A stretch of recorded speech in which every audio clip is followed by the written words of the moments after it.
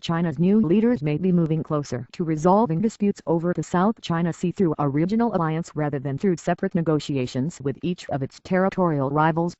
This week's summit of the Association of Southeast Asian Nations showed again the scale of sensitivities over the South China Sea, with the Philippines objecting to a draft statement saying all sides agreed not to internationalize the maritime dispute. China has consistently opposed ASEAN's involvement in rival claims over the South China Sea that involve Vietnam, Taiwan, the Philippines, Malaysia, and Brunei.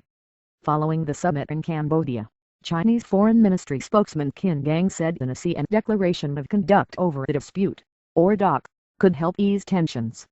China will continue to come back with sincere dialogue with ASEAN countries and to fully implement in an effective way the DOC so that all parties can accumulate mutual trust and carry on cooperation and put this issue of South China Sea in good control so that we can work together to safeguard peace, stability, cooperation, and development, said Gang. That declaration of conduct includes all parties exercising self-restraint by not inhabiting any of the currently uninhabited islands in dispute in the oil-rich sea. Indonesian Foreign Minister Martin Natalegawa says talks are already underway to keep alive Chinese/ASEAN cooperation on the issue.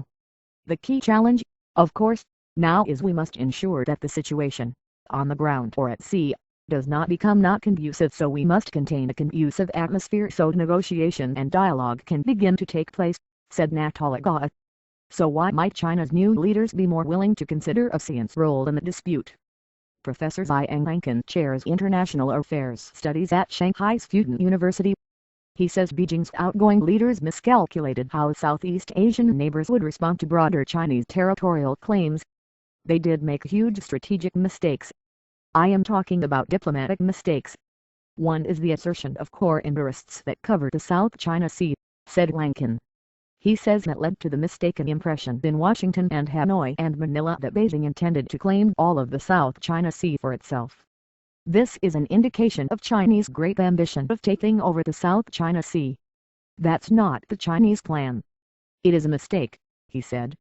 He expects China's new leaders will appeal less to nationalism over the South China Sea, moving away from a narrative that focused on the United States as a declining power trying to maintain its status by repositioning diplomatic, military, and commercial assets in Asia. Our leaders frequently use the same argument. Basically it is a social Darwinist argument, to try to sell their version of nationalism. That has been a very, very risky business, he said. Elizabeth Economy directs Asia Studies at the U.S. Council on Foreign Relations. She says the new Chinese leader, Xi Jinping, has a choice between a more Deng Xiaoping-style domestic focus or a more Hu Jintao assertiveness in regional affairs and the establishment of China as a naval power.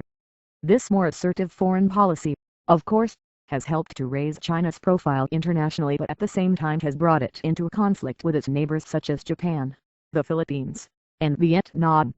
So the next set of Chinese leaders faces great opportunity in the China that they have inherited, but also a set of very distinct challenges, said Economy. U.S. President Barack Obama raised the South China Sea issue during closed-door sessions of the ASEAN summit. ASEAN Secretary General Surin Pitsuwan says Southeast Asian nations do not want the maritime dispute to interfere with what he calls positive momentum on other issues, and the declaration of conduct does not prevent member states from pursuing rival territorial claims through other channels if they like.